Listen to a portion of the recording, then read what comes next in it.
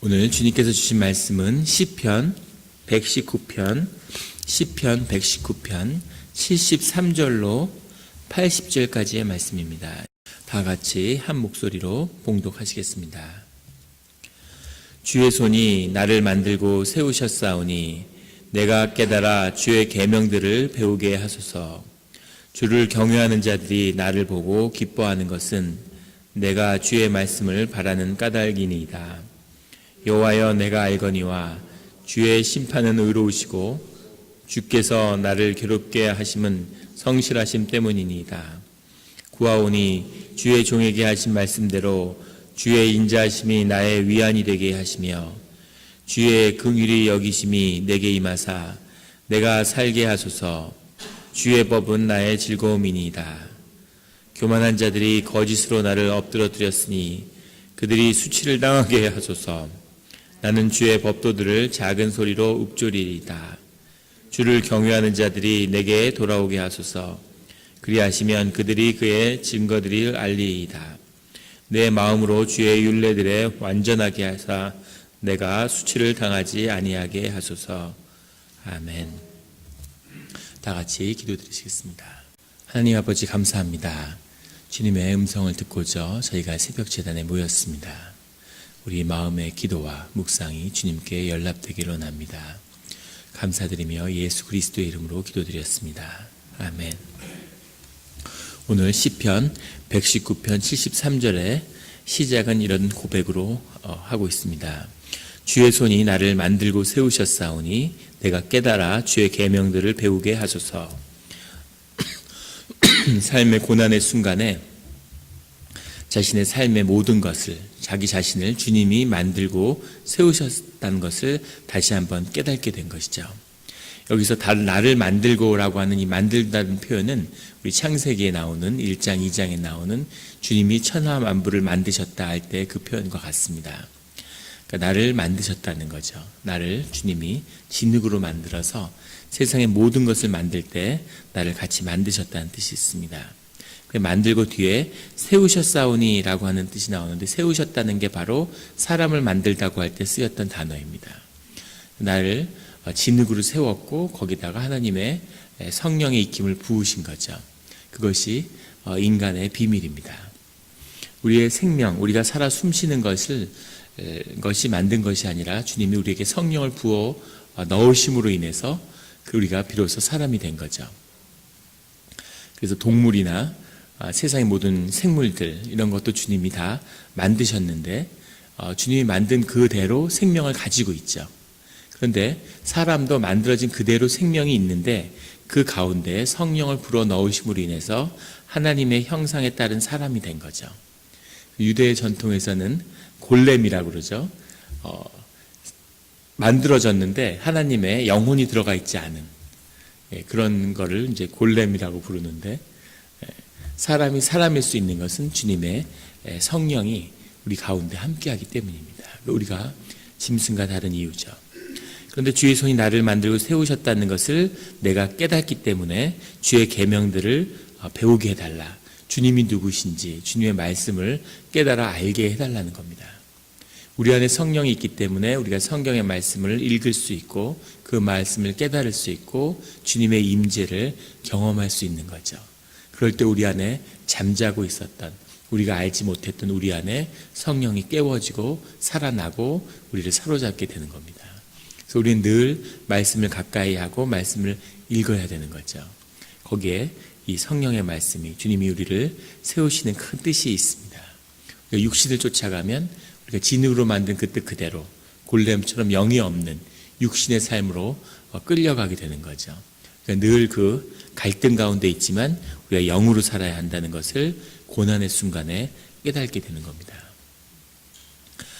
74절에 주를 경외하는 자들이 나를 보고 기뻐하는 것은 내가 주의 말씀을 바라는 까닭이니라. 여기서 주의 말씀이라고 하는 것은 주님이 주시는 약속이죠. 주님이 우리에게 그냥 고난을 주신 건 아니고 어려움 가운데 주님의 임재를 강하게 우리가 경험하게 되는 겁니다. 그 고난 가운데 주님의 말씀을, 주님이 우리 삶을 향해 주시고자 하는 그 약속을 우리가 받게 될 때 주를 경외하는 자들, 주님의 자녀들이 나를 보고 기뻐하게 된다는 거죠. 내 고난이 내 고난에서 끝나는 것이 아니라 주님의 뜻을 세상에 드러내고 계시하는 그런 통로가 된 것으로 인해서 사람들이 기뻐하게 된다는 겁니다. 75절에 여호와여 내가 알거니와 주의 심판은 의로우시고 주께서 나를 괴롭게 하심은 성실하심 때문이니이다.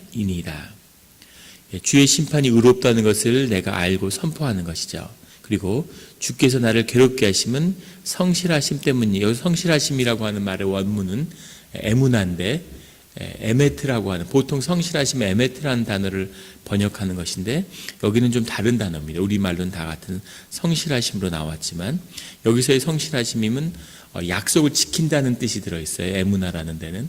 그러니까 주님이 우리에게 주신 약속을 성취하기 위해서 나를 어렵게 만드셨다는 거죠.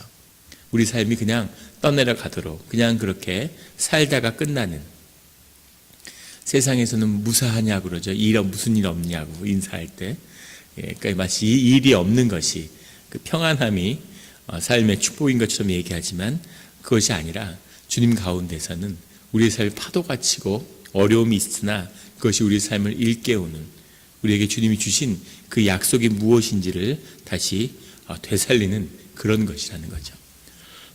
그 시련과 고난 가운데서 주님의 성실하심을 알고 주님의 심판이 의로우셨다고 그것을 받아들이는 그런 주님 앞에 고백을 하는 것이죠.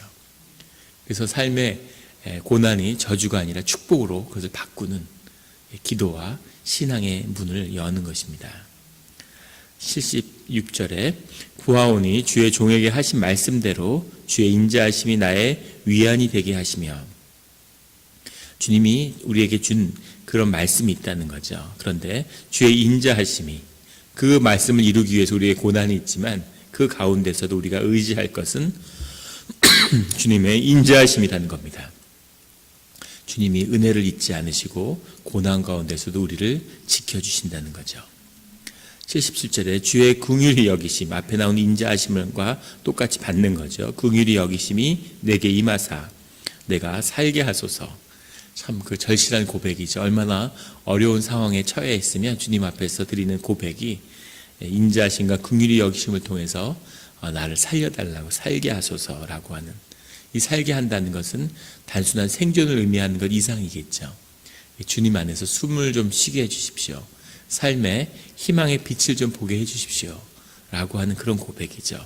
삶의 진정한 고난, 우겨쌈을 당할 때, 그럴 때 주님 안에서 내가 살게 해주십시오 라고 하는 그런 진실한 고백이, 이 고백은 심령의 고백이고 진실한 고백이죠. 살게 해달라는 고백이 사람에게 임할 때 이보다 더 진실하고 주님 앞에 정직한 모습으로 서 있는 모습은 없을 겁니다. 그래서 주님을 만나고 주님의 말씀이 다시 되살아나게 되는 거죠. 주의 법은 나의 즐거움이다. 주의 말씀이 나의 위로가 된다는 것을 제가 알았습니다 라는 거죠. 아마 새벽 기도를 나오시는 분들이 10년 가운데는 그런 게 있으실 겁니다. 어려움을 겪고 정말 어려울 때는 시편 같은 것을 묵상할 때 그 말씀이 위로가 되는구나, 이 말씀이 우리를 살리는구나, 심령을 거기에 의지하고 살게 되는 그런 깊은 체험이 오늘 시편 기자의 마음 가운데 있다는 것을 우리가 보게 됩니다. 늘 이 인자심과 긍휼히 여기심이 떠나지 않는 성도님들의 삶이 되기를 예수 그리스도의 이름으로 축원합니다. 78절에 교만한 자들이 거짓으로 나를 엎드려뜨렸으니 그들이 수치를 당하게 하소서. 나는 주의 법도들을 작은 소리로 읊조리리이다. 나는 주의 말씀 가운데 살겠는데 교만한 자들이 수치를 당하게 해달라고 기도하고, 80절에는 내가 수치를 당하지 아니하게 하소서라고 그렇게 고백하고 있습니다. 여기서 수치를 당한다는 이야기는 사람 앞에서 망신을 당한다든가 아니면 심리적으로 크게 부끄러움을 경험한다 이런 뜻이 아니라 주님 앞에 진실의 가타부타를, 거짓으로 권세를 누리는데 진실이 무엇인지를 주님 앞에 드러나게 해달라는 거죠. 이것이 수치를 당하게 하소서, 수치를 당하지 아니하게 하소서의 참뜻입니다. 주님 앞에 진실이 무엇인지가 분명히 드러나게 해달라는 거죠. 주님만이 아시는, 주님이 그것을 드러내게 하실 거라는 겁니다. 79절에 주를 경외하는 자들이 내게 돌아오게 하소서. 그리하시면 그들이 주의 증거들을 알리리이다. 주님을 경외하고 주님의 자녀들이 나의 고난 가운데 나를 떠나갔는데 내게 돌아오게 해달라는 거죠. 주님을 경외하는 자들이 주님을 내게 역사하심을 보고 주님이 내게 회복하심을 보고 그들이 내게 돌아와서 나를 바라보게 되면 그들이 주님의 그 이적과 주님의 하신 일, 그의 증거들을 세상에 선포하게 될 겁니다. 라는 겁니다. 그러니까 주님 가운데서 주님의 역사를 회복시켜 주십시오. 라고 하는 고백이죠. 예, 세상에 그런 영국 속담이 있죠. 성공한 사람들은 성공은 의붓아버지가 많아서 문제지만 실패는 늘 고하다, 이런 표현이 있습니다. 예, 성공하면 친구가 3,000명이 생긴다고 그러죠. 하루아침에 잘 되면 다 이렇게 저렇게 인연이 엮이고 근데 어려워지고 힘든 것에 처하면은 다 사람들이 사라지는 거죠. 주변에 없고. 그게 아마 인지상정일 겁니다. 그래서 사람들이 다 떠나갔는데 주님의 역사, 그것이 주님의 고통임이 회복 알게 될 때 그때 주님을 경외하는 자들은 돌아오게 된다는 거죠. 참된 삶의 연합을 이루게 되는 거죠.